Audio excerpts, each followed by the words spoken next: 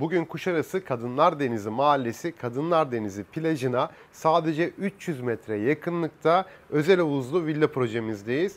Ve burada zeminden görüyorsunuz, yani ön tarafımda havuz var. Havuzdan baktığım zaman komple önümüz açık. Full deniz manzarasına sahip. Buradan hem denize çok yakınız hem de aynı zamanda deniz manzaramızla birlikte evimizin çatısında güneş enerjisi panellerimizle birlikte bu evimiz kendi elektriğini kendisi üretiyor. Kullanmazsanız da bu elektrik size gelir sağlıyor. Yani para kazandırıyor. Şimdi bu villamızı birlikte tanıyalım. Aracınızla geldiğiniz zaman villamızın tam giriş kapısı burada. Yani otomatik bir kapımız var. Kumandaya basarak içeri girebiliyorsunuz. Tabii isterseniz de burada çıkmaz sokak olduğu için fazla aracınız varsa ya da misafiriniz geldiği zaman bu kısma bırakabilirsiniz. Ben aracımı hemen karşıya bıraktım. Yine şurada ağacın alt kısmında da boş yerler var. Oraya da park edebilirsiniz. Burada ön tarafımda biraz önce bahsetmiş olduğum gibi araç otoparkımız var. Ama çok kullanacağınızı sanmıyorum. Bence çıkmaz sokak olduğu için karşıya bırakmanız bence daha iyi olacaktır. Ama bahçenizin içerisinde eğer otopark isterseniz de bu alanı da kullanabilirsiniz. Hemen benim sol tarafımda bir özel havuzumuz var. Burada bir teras alanımız var. Tabii burada iki villa var. Arası separatörle bölünebilir. Bölündüğü zaman siz yan komşuyu görmeyeceksiniz. O da sizi görmeyecek. Ve buradan havuzdan baktığım zaman çok güzel bir deniz manzarasını ben buradan görebiliyorum. Hemen sağ tarafıma geçelim. Bu kısma geldiğimiz zaman da burada bir teras alanımız var. İsterseniz bunun etrafını kapatarak kış bahçesine çevirebilirsiniz. Yani kışın bile bu evde yaşayabilirsiniz. Bölge çok güzel. Çünkü hem buradan alışveriş merkezlerine çok yakınız, hem buradan çarşıya yakınız, Kuşadası merkeze yakınız ve dolmuş duraklarına çok yakınız buradan. Tam merkezi bir lokasyondayız. Kadınlar plajına da 300 metre yakınlığımız bulunuyor. O yüzden burada yaz kış yaşayabilirsiniz. Tabii burayı da kapatırsanız daha keyifli olacaktır diye düşünüyorum. Üzeri çünkü kapalı, bunun elektrikli tentemiz var. Etrafında böyle sürgülü camlarla kapattığınız zaman burada kış aylarında bile oturabilirsiniz, yemeğinizi yiyebilirsiniz. Burada bir peyzaj alanımız var ve evimizin arka kısmına doğru geçiyor. Villamızın arka kısmına doğru geçtiğimiz zaman doğalgaz burada bağlantıları var. Hemen şurada benim sağ tarafımda bir saat yerimiz var. Ve bu kısma baktığımız zaman da kombi yerimiz var. Burada kombimizde Airfel marka olarak düşünülmüş. Kombisi takılmış. Siz sadece burada abonelik yapacaksınız. Hemen şurada ön tarafımda burada bir borumuz var. Abonelik yapıp burayı doğalgazla ısıtabiliyor olacaksınız. Villamızın giriş kapısında hemen ön tarafımda villamızın giriş kapısı var. İçeriye doğru girdiğimde yerlerde 60'a 120 gri renklerinde seramikler tercih edildiğini görebiliyorum.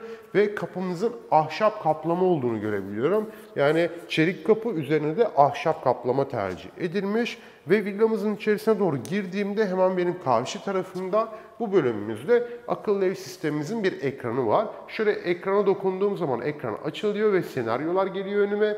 Eğer ki eve geldiğim zaman hoş geldiniz, bir de güle güle yazıyor burada. Güle güle derseniz mesela biz geldiğimizde hoş geldine tıklamıştık. Güle güle derseniz de görmüş olduğunuz gibi panjurlarımız eş zamanlı olarak kapanıyor. Tabii biz çekime devam edecek olduğumuz için hemen tekrar hoş geldin diyelim ve bunları açalım. 177 metrekare büyüklüğünde burada villamız var. Tabii buradan zeminden baktığım zaman da biraz önce dışarıdan göstermiş olduğum gibi havuzun başından nasıl denizi görebiliyorsak buradan da aynı şekilde deniz manzarasını ben net olarak görebiliyorum. Çünkü evimiz ön cepheye bakıyor, deniz cephesine bakıyor ve ön tarafımızda çam ağaçları var. Çam ağaçlarının böyle alt kısmından, aralarından komple önümüz full olarak burada açık durumda. Ve hemen karşı tarafında bir mutfağımız var. Mutfağımızda U olarak tercih edilmiş. Hemen size detaylı olarak tanıtmak istiyorum. Mutfağımızın tezgahı açık renklerde düşünülmüş ve burada elektrikli bir ocağımız bulunuyor. Üst tarafında bir aspiratörümüz yer almış. Buradan devam ettiğimiz zaman hemen dolaplarımıza bakıyoruz. Burada cam kapak kullanılmış ve içerisinde led lambalarla birlikte burada cam raflara önem verildiğini görebiliyorum. Yani mutfağa açıkçası masraf yapılmış. Bu görünüyor zaten. Hemen alt kısmında burada led lambalarımız da mevcut. Ön kısmında burada bir evyemiz bulunuyor. Evyenin hemen yan tarafında altında bulaşık makinesine de yer verildiğini de görmüş olduk. Hemen karşı tarafımda bu kısımda bir fırınımız, üst tarafta ise mikrodalga yerimiz de bulunuyor. Ve burada buzdolabı yerimiz var. Karşı tarafında sürgülü bir kapımız olduğu için de buradan bahçeye çıkıp kahvaltınızı çimlerin üzerinde bahçede yapabilirsiniz. Ve şurada bir detay var, onu da anlatmak istiyorum. Burada kapımızın arkasında şöyle görmüş olduğunuz gibi burada bir aparatımız var. Siz uzaktayken bile kapıyı Wi-Fi aracılığıyla burada açabiliyorsunuz. Ya da evin yakınına geldiğiniz zaman telefonunuzdan isterseniz açabilirsiniz.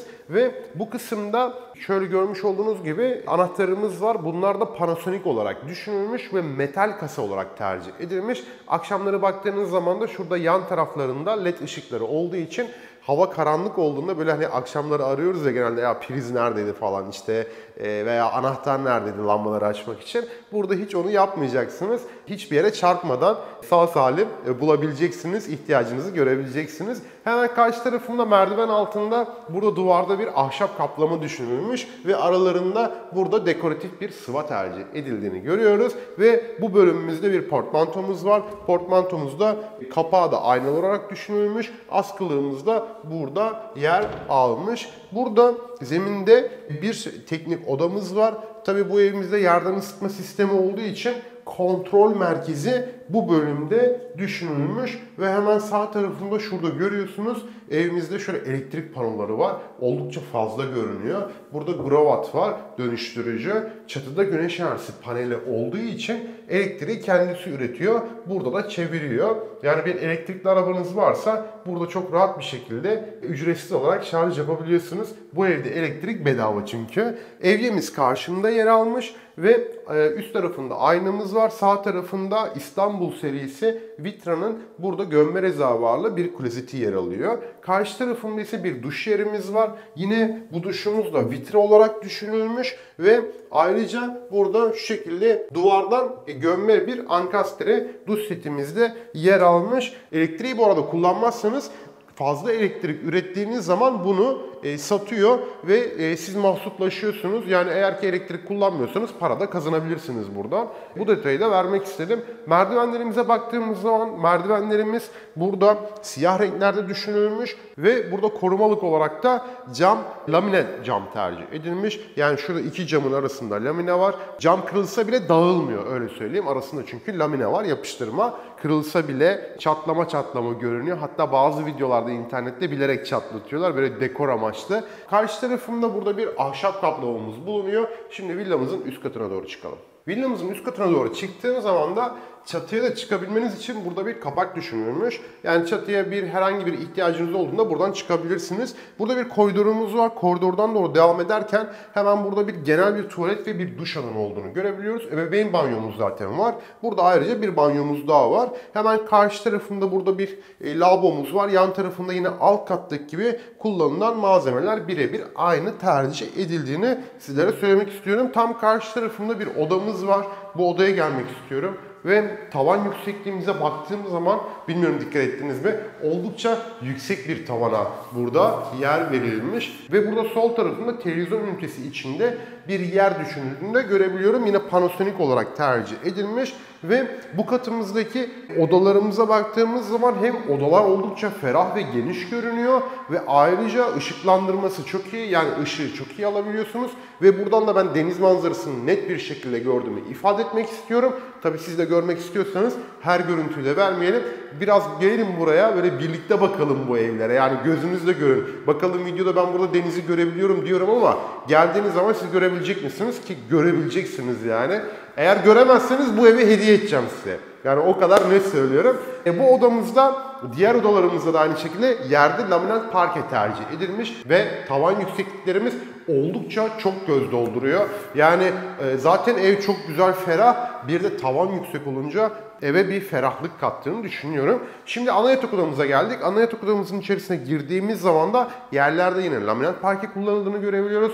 Tavan yine yüksek tercih edilmiş burada da. Burada yatak başlığına önem verilmiş. Klima tesisatlandırmamız buraya kadar getirilmiş ve ön tarafımızda balkona geçmeden önce şurada bir giyinme odamız var. Giyinme odasını hemen sizlere göstermek istiyorum. Burada L bir giyinme odamız var ve şurada iki tane de çekme çekmecesi de bu bölümde yer almış. Tabi odamızın içerisinde yine bir tuvalet ve bir duş alanımız var. Aynı diğer tuvalet ve duş alanlarıyla aynı malzemeler burada kullanılmış. Tek tek tekrardan saymak istemiyorum. Şimdi villamızın balkonuna çıkalım. Bu arada bu evin fiyatına ulaşmak için açıklamaya ya da yorumlara bırakmış olduğum linkten bu evin fiyatına ulaşabilirsiniz. Ya da modernada.com adresinden, internet sistemi üzerinden bu evin fiyatına ve diğer evlerimizin fiyatına ve diğer bilgilerine ulaşabilirsiniz. Şimdi balkondayım. Balkona çıktığım zaman da yine buradan çok güzel deniz manzarasını görüyorum. Hem çam ağaçları hem yeşil hem mavinin buluştuğu çok güzel bir